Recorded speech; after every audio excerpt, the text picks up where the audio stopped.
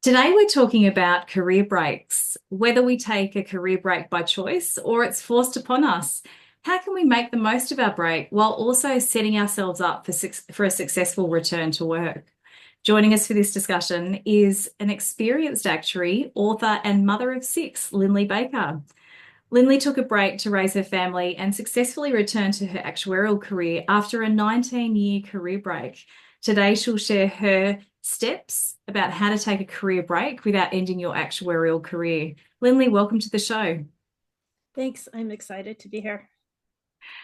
So, Linley, you and I met late last year when I was in the final stages of writing my new book, Aspiring Actuarial Leaders. And my publisher, Actex Learning, reached out to you to review the final manuscript. And we hadn't crossed paths before, but I was so delighted to read your detailed feedback and to discover that not only are you an actuary, but you're also an author. Yes.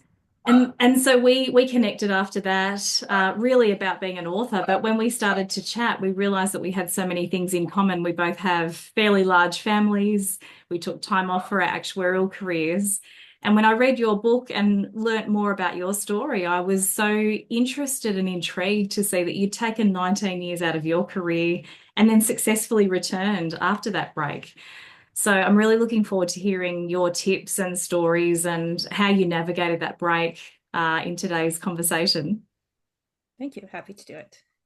But before we get into that, Lindley, I'd love to ask you the question I ask all of my guests, and it's this: how do you use your actuarial superpowers to make a difference in the world?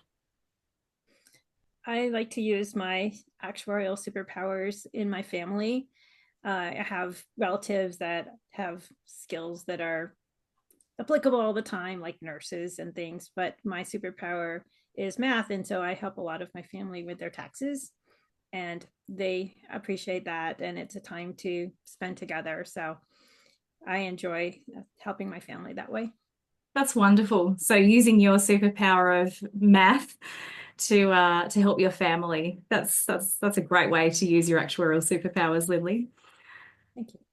So we're here to talk about career breaks today, and as I said, I'm really excited to know that you took a 19-year career break and were able to come back into your actuarial career. And I can't imagine how challenging that would have been after 19 years to come into work, probably quite a different workplace.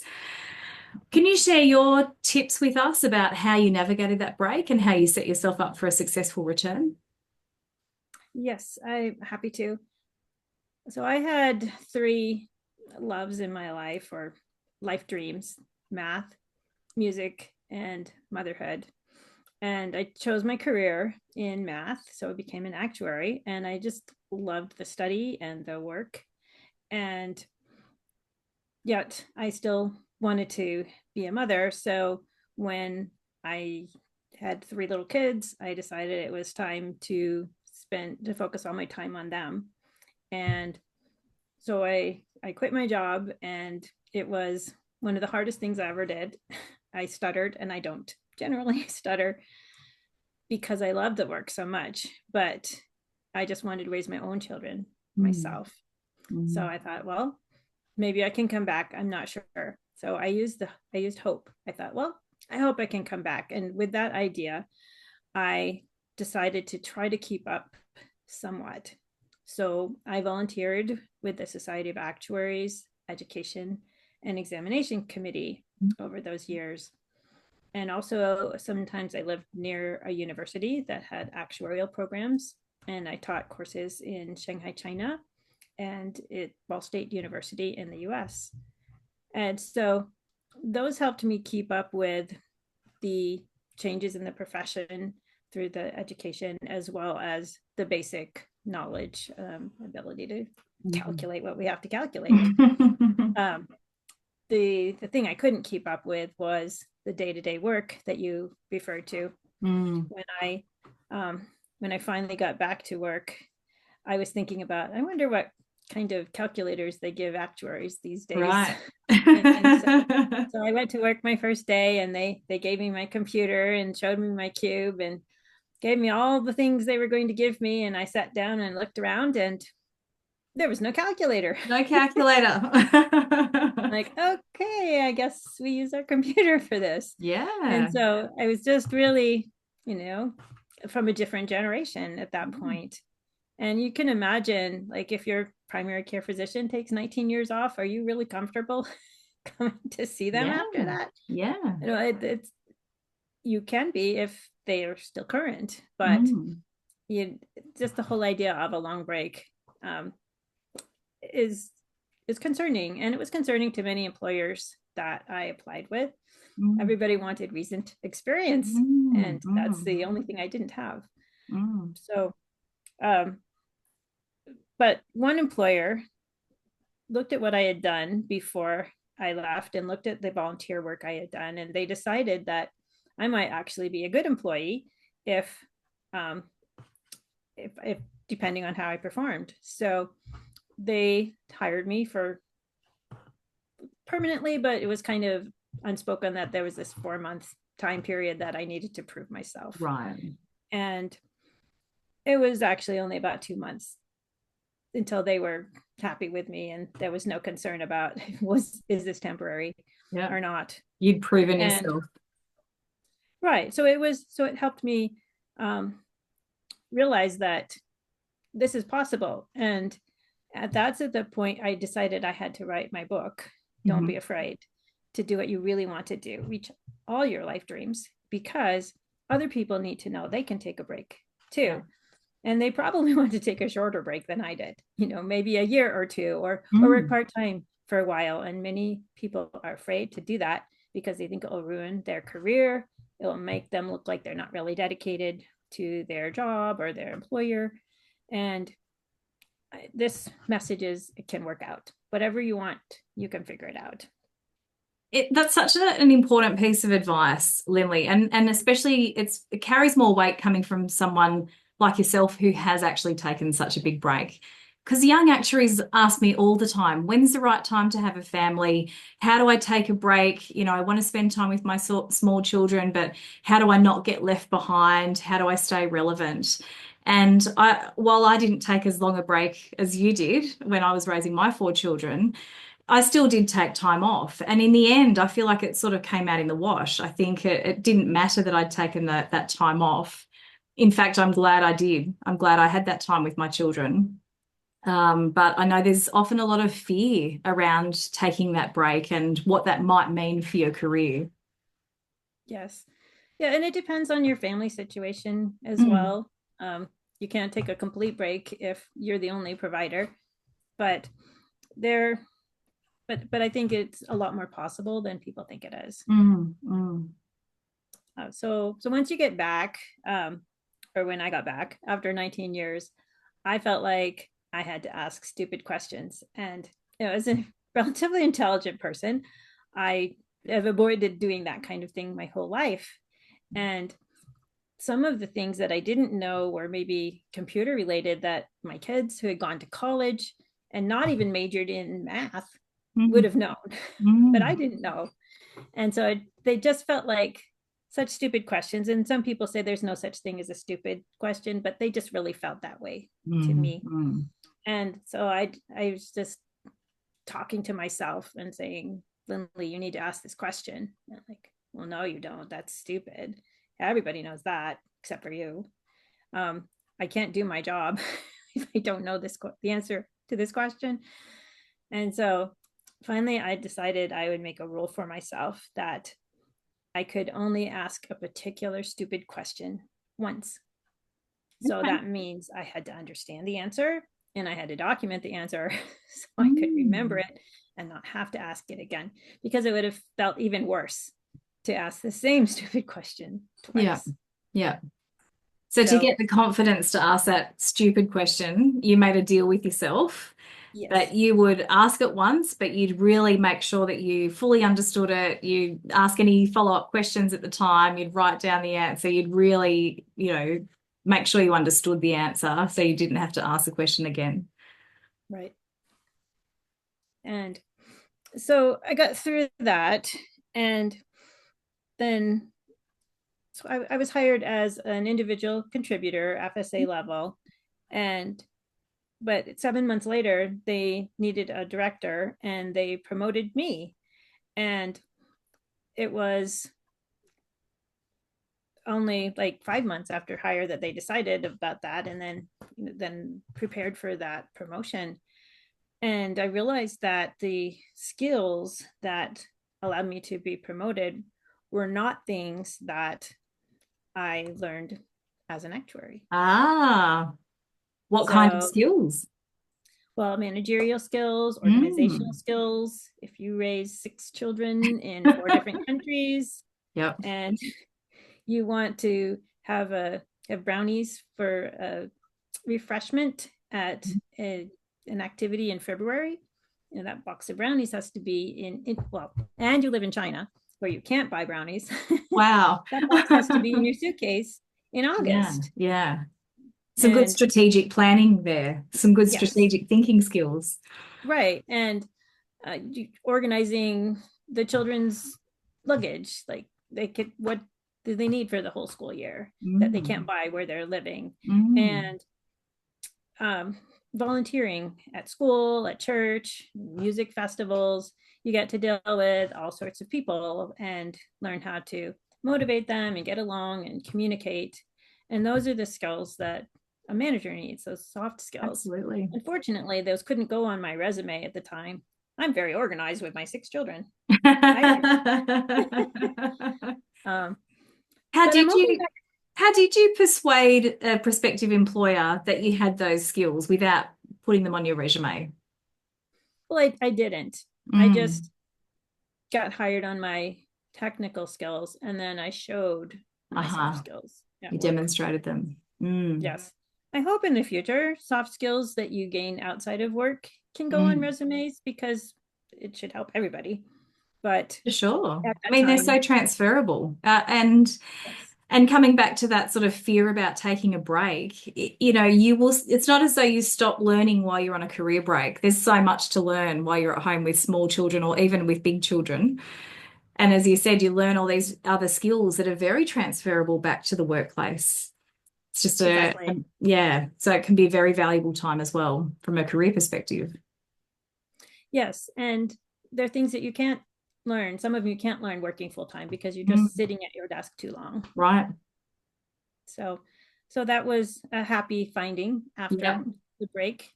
And so I think that should be another reason that to not fear one, because you can be, maybe you're dedicated to a cause, even if it's like elder care or something, Mm, or even a volunteer thing. And that kind of loyalty also like transfers to an employer. So whatever, you probably have a good reason not to be working, and whatever that purpose is, that can really help you develop as a good employee. right. That's great advice, Lillian. It's so inspiring to hear. I can't imagine what it would have been like coming back after 19 years and instead of being issued a calculator, you've been given a computer that you haven't learned how to use. So you've got the technical ability and the actuarial training, but you have new tools to use. And even in today's workplace, I think, we've got Gen AI, we've got other new tools that are coming and becoming commonplace at work. So having that time out can mean that you are sort of missing out on those day-to-day workplace skills to catch back up on when you come back. But it's been really interesting to hear your story. So to sum up for our listeners, then, if people are thinking about taking a break, what are the steps that you need to take to set yourself up for a successful return to work through that break? I think there are 5 steps. And the first one is the most important, and it is plan your break. So you look at your family finances, you look at your career, how far have you gotten, and you start to strategize how could it work. If you want to work part-time, you look at, what's the new cost of daycare, what's the new cost of commuting, what's the income we have, does it cover our mortgage or whatever. You look at all those things, and then you also look at like how long a break you might want to take. There are times you could make a deal with your employer. Okay, I'm going to take 2 years off, I want to come back full time, and if they love your work, they'll probably say yes. It's going to be a lot less risky to them than some stranger in 2 years. Mm. uh, and or even a longer break, you could still try to leave with good relations. Say, I'm hoping to come back here and after my kids get older, and let's kind of keep that in mind. Yep. And that can also work. Or if you don't like your employer, you can, if you're sure you don't like them, you can make a clean break, but you'll want to stay connected with people in the profession. Maybe Mm. go to a quarterly actuarial meeting in your city or something so that people are still aware of you. Mhm. So you want to plan, how are you going to leave your current job? Yep. Um, and the second step is a soft skill. It's courage to start your break, because a lot of times people make plans and they just never do it. Mm. And they think it's just too hard, too many unknowns. And that that fear is something I'm hoping people can overcome somewhat with my story and my book, to know that other people have already done it. It can work.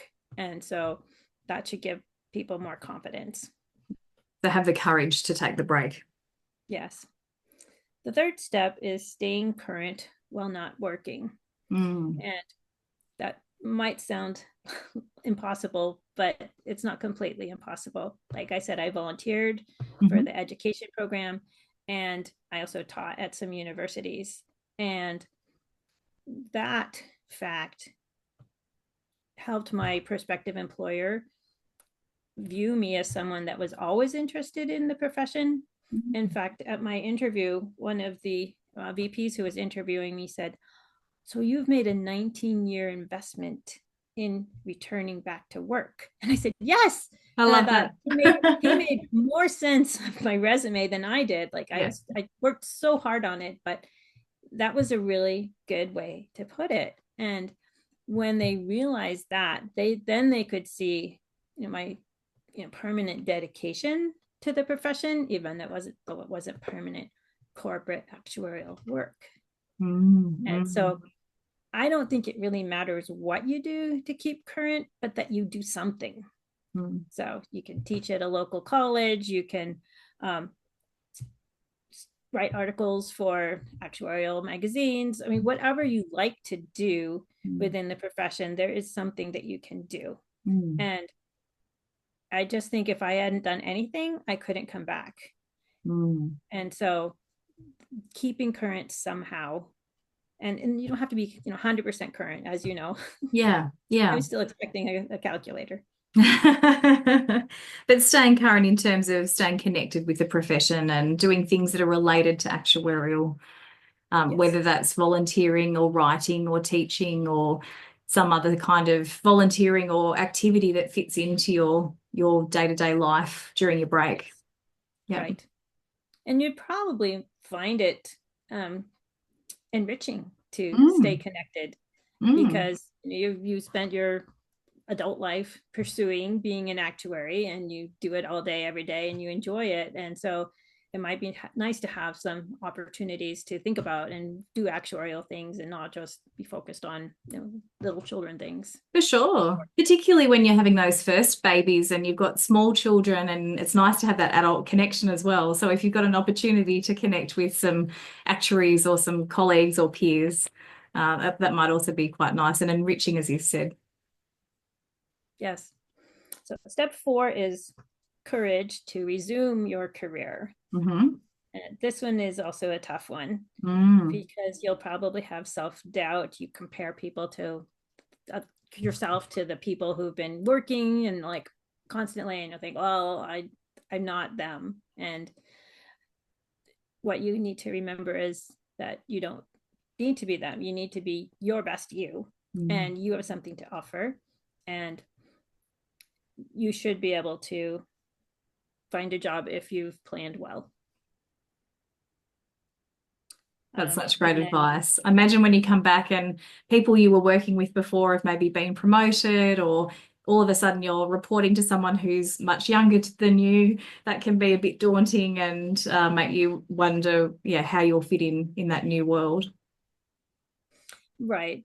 But you might think, well, but that can be temporary, or it Mhm. can just be, you can be happy with it because you're Mm. happy to Mm. have the job.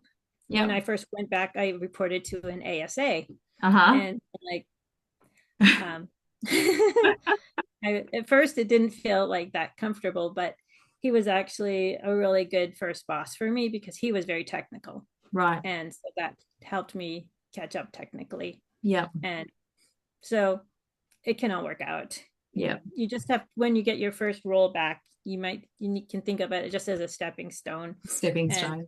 just be happy to be in the door, show them what you can do, Yeah. and then things can take off.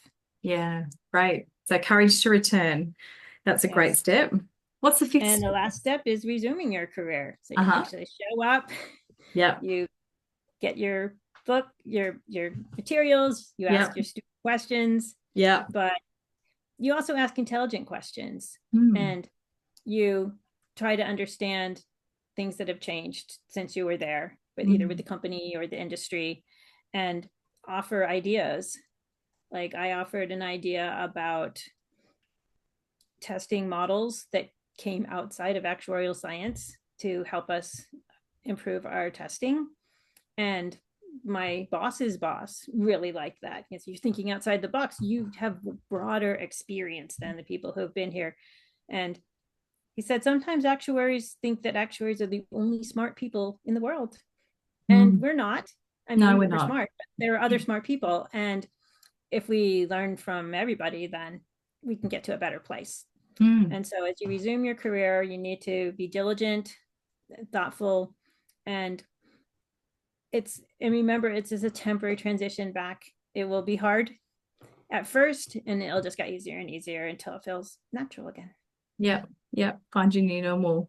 Fantastic. So, okay. So first step is to plan your break. Do what you need to do to really prepare for that and think about the finances and the logistics. Second is to have the courage to actually take the break. Third is to stay current while you're on the break, stay connected and volunteer and do things that fit in with your day-to-day routine on your break. Then having the courage to go back, even though it might feel uncomfortable and you might have that self-doubt, and then actually resume your career and ask the silly questions and also ask the intelligent questions too. Sounds like a very great five-step process for successfully taking a career break and then re-entering the workforce, Linley. So thank you for sharing that with us. You're welcome. I'd like to finish today's interview with one question, and it's this. Linley, what's your top tip for actuaries considering taking a career break? My top tip is to erect a virtual antenna in your head for the things you love to do, like your life dreams. Mine were math, music, and motherhood. And so when I was focusing on motherhood, I had my antenna up for actuarial science.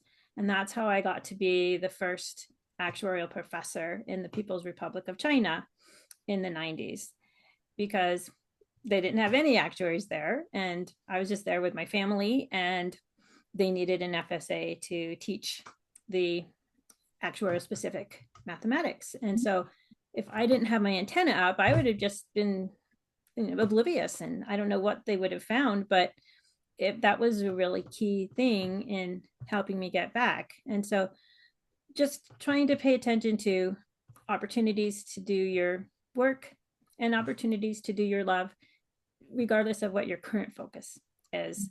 And then you'll have a richer, happier life. Oh, I love that. So holistic and really considering not just our career, but our life and our life goals and dreams.